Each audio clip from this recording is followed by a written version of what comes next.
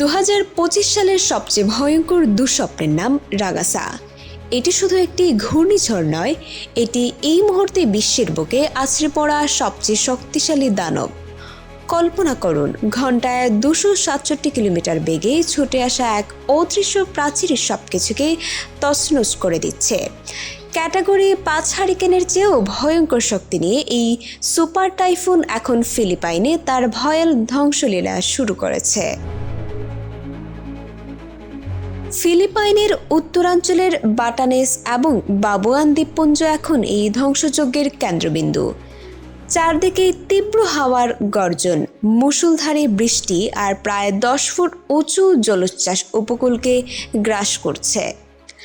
হাজার হাজার মানুষকে তাদের ঘরবাড়ি ছেড়ে নিরাপদ আশ্রয়ে ছুটতে হয়েছে, কারণ সামনে অপেক্ষা করছে ভয়াবহ ভূমিধস আর ব্যাপক বন্যার আশঙ্কা। পরিস্থিতি এতটাই গুরুতর যে রাজধানী ম্যানিলা সহ দেশের 29টি প্রদেশে সর্বোচ্চ লাল সতর্কতা জারি করা হয়েছে।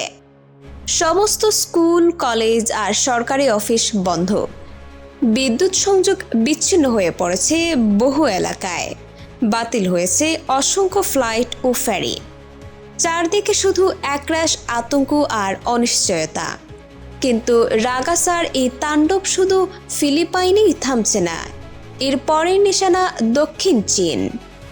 ফিলিপাইনের উপকূল পার হয়ে এটি এখন হংকং এবং গুয়াংডং প্রদেশের দিকেই এগোচ্ছে। এমনকি তাইওয়ান এবং চীনের দক্ষিণাঞ্চলেও এর প্রভাব পড়বে বলে সতর্কতা জারি করা হয়েছে।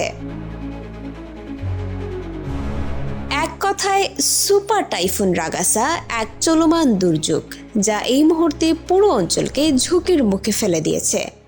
কর্তৃপক্ষ সকলকে নিরাপদ স্থানে থাকতে এবং সমস্ত জরুরি নির্দেশাবলী কঠোরভাবে মেনে চলার পরামর্শ দিচ্ছে। জীবন এখন সবচেয়ে মূল্যবান। এই ধরনের গুরুত্বপূর্ণ আপডেট পেতে আমাদের সঙ্গে থাকুন। বেজিং টিভি 24 সংবাদ, যেখানে বিশ্বস্ততা সেখানে।